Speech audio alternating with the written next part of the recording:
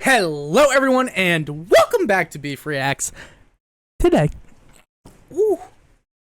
today you can see my work shirt.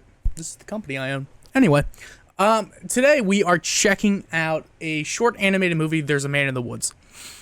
I don't really know how to say it. I don't really know what to say. I don't really know what route to go to begin to talk about it. But I saw this a while ago. I don't remember a damn thing about it, but I definitely saw it a while ago. It's like crazy because there was a time where, I used to be into creepypastas, like the Ben Drown thing, or like stuff like that. And it's not that I'm not into it anymore. It's just, it could be hard to find stuff that's good. And like, I don't mean this in a negative way, because all writing on some level is an exercise for the author to just kind of get themselves out there and do something. And there's nothing wrong with that. It's a thing, and it's important. The problem with a lot of creepypastas, and I mean a lot of them,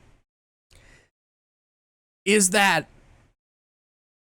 you have your self-insert creepypasta where it's like the author is low-key just talking about themselves and some childhood trauma they went to, which, all in all, that's great. If your childhood trauma that you can talk about is resonating with other people and they like it, that's a phenomenal and beautiful thing, and that's what the purpose of writing really is about on a metaphysical level. It's about connection and about letting people experience or learn something through what you thought. Great. Doesn't change the fact that most of the time these people write a first draft and then they're like, no, that's good, that's it. Because like I'm pretentious, sure. I get it. I'm a fucking pretentious guy when it comes to writing. Whatever, I'm with it. It is what it is. But being pretentious does not mean you're wrong. The art of writing, the craft of actually putting pen to paper and doing something doesn't happen in the first draft. That happens roughly around draft number 3 is when you're actually writing. Your first draft is like, fuck, wouldn't it be cool if this happened? And then this happened, and then this happened. It's like a first draft is more of a, maybe, right? This could be cool. A second draft is, shit, I should probably add foreshadowing. Oh, wait, I talk about this in 100 chapters or 100 pages or some shit. I should do this right here because that would do that. And that would add on in such an incredible way. Like, even manga, which has excruciatingly hard deadlines, it still goes through an editing process. It still goes through an editor. It still goes through somebody who's looking at the fucking product and saying, it's good, could be better. You probably need to add this, and this. Your line work could be better. This could be better. This could be better. That could be better. I like what you did here. Could tweak it. Could use your word choice.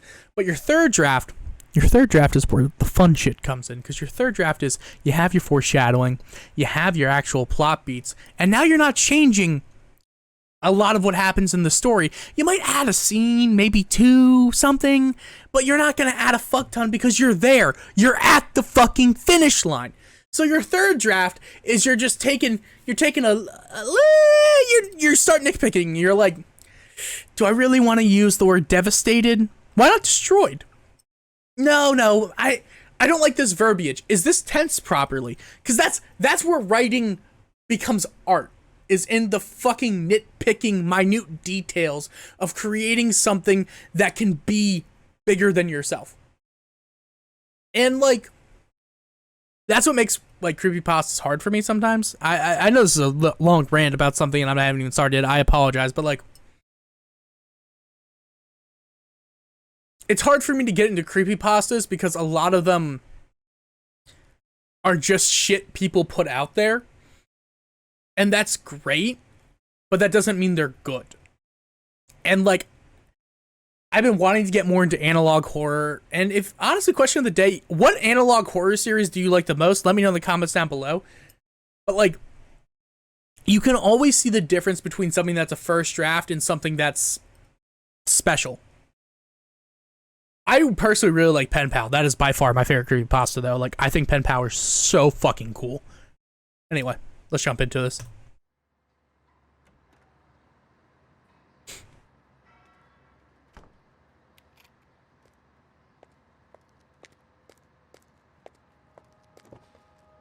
There's a man in the woods. What a spectacle. Before the story started, this school was still respectable. April 9 to 19th book fair. Ash Valley Elementary. I do like how it starts with him coming out and walking over to the car. He's not in any of their major blocking lines, which is cool. Spectacle. Before the story started, this school was still respectable. Does My all of students used to skip down the hill to the honeysuckle, pluck a couple, and collect their nectar till they picked their fill. also the fact that it's fucking rhyming? God damn. Except one obnoxious kid, Sid, who just watched them eat the flowers while he seethed and scowled because he couldn't bear to share his sweet treats throughout our recess hour. What a I cock. remember Sid saying, "There's a man in the woods." That's how the rumors began. Of course, Sid had spotted him first. The poor kids. He got him immersed in his spiel about a serial killer whose gun barrel glint hints at peril. A visit to the nurse, or worse, a hearse, waiting just beyond the dale. The children saw him everywhere. "Look, over there. That man had Batman ears. We swear. And crazy yellow eyes. We saw something rusty. His shotgun? It must be. I saw a lady's severed thigh." Trust me, every word I heard was absurd. Jesus Christ. First off, why? At that point, you just fence off the fucking woods and tell the kids they're not allowed to go near the honeysuckle anymore. They're not allowed to have recess outside. Honestly, as the principal, you're fucking stupid for this. Yet each day, Sid would stray down way past the playground. Who else was brave enough to save us from the killer's next plot? The rest of the lot would stop back at the blacktop. Smart. Sure that any closer they were bound to be found deep in the woods, left to rot. I pleaded for the kids to think and learn to be mature, but after a few more rumors doomed my attempts to prove the school was secure, their fear was undeterred, and when the buses drove them all home, the parents finally heard. Everything just blew up. I received a wall of emails and calls full of shrieks, wails, and all from terrified families who'd heard word of the murderer and didn't like my lack of action at all. What was I supposed to do? Comb the whole forest? Yeah, right. Would you? That means I didn't care? That's not fair. The story. I do like how there's the 2 beer bottles in there. Kind of respect. Stories that were you weren't true. Of course I would feel regret had there been a real threat and I ignored it, and some poor kid got kidnapped while the kids were napping. But you couldn't admit that your good little kid would formulate a fib, so you ignored what I said. Your little angels could never cook up such incredible creations. An overactive imagination maybe, but my kid could never lie. How dare I? Accuse a child of being dishonest? Just monstrous. The parents were displeased, and when the PTA took action, they dismissed me from the classroom. See, like, what adds so much fucking depth to this is not just the animation itself, not the fact that Sid is a piece of shit, because he is, but not that. What adds so much depth to this, at least for me, is the fact that, like, it rhymes, it's palpable, it works together, it's a piece that's so cohesive. Like, okay, from a critical standpoint, I mean, sound mixing could be a little better, but that's guys, I say this all the time. In college, when you do art, when you do stuff like that, you have to get 3 things very clear.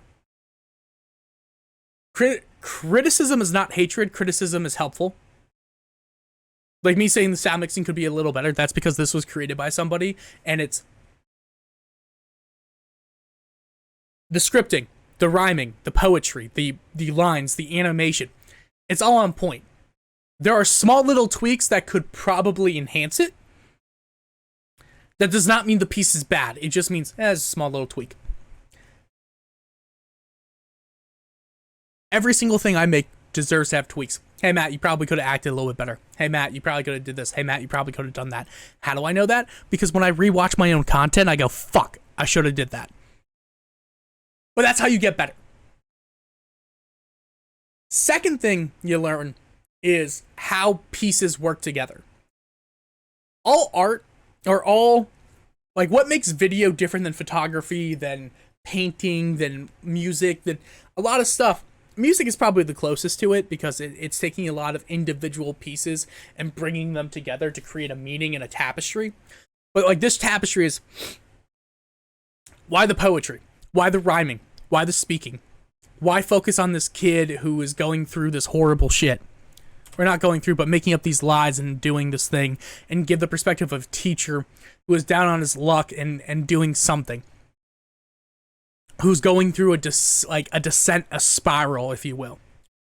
The parents were displeased, and when the PTA took action, they dismissed me from the classroom. Why, they knew what was best for their kids. Do you know how difficult it is to get a job when a bitter mom slanders your rep with child neglect from the outset? Now who's in control of your classes? Single file lines? Single file lines, little vile swine, a killer by the pines. Really? Are you blind? Will you find your spines? Sid, a child decides to fill our minds with lies, and the next thing you see is people treating me like I'm committing crimes. I was in my prime. Those kids were lucky to have me. Do you see what you did? But I can play along. I can be good. Do you hear that, Sid? There's a man in the woods. Is it deserved? Probably not. Would I have done it? No, but I get it.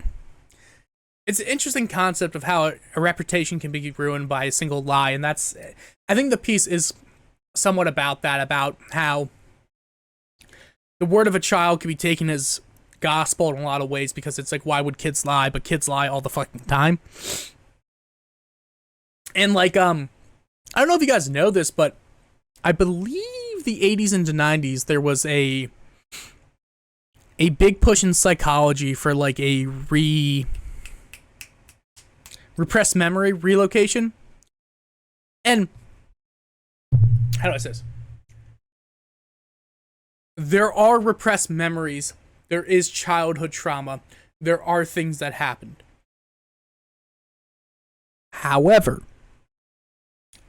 there were also a lot of people falsely accused of assaulting children because of the way that the treatments were administered. Sometimes you would have a psychologist who would manipulate or coerce children into saying things that were just not true, and it would ruin families, ruin lives, and ruin reputations. Mind you, I repeat, I am not saying that it was something that was completely warranted or justified, or that repressed memories are not real. They are very real. They're a very real fucking thing. Yes. We all have them. The point is the memory real, or is it being coerced, planted, or suggested by somebody else? And I think this piece is kind of pointing that out, that like in this town, in this community, they're taking their children's word as gospel rather than the word of somebody who is put in a position to protect them. It's a weird piece, honestly. Like it's good because it shows how that can push somebody to become the very thing that they were trying to fight against. Like it works very well as a cohesive piece, but either way, fucking dope. Even now, watching it again, like I forgot it rhymed. I forgot it did all this shit. The animation, rudimentary, but it works so fucking well to convey the point that's being given. Thank you guys so much for watching. If you don't mind, just like, comment, share, subscribe. Question of the day is, what was your childhood fucking rumor? Mine was the old man and the dog. There was always an old man who was looking for his dog in a white van that would go in front of the Catholic school. That person didn't actually exist, but we used to always say it did. And just like, oh, you know, it's like, oh, the old man and the dog's there. But that was a thing. But yeah, peace out. Hope you guys have a good one.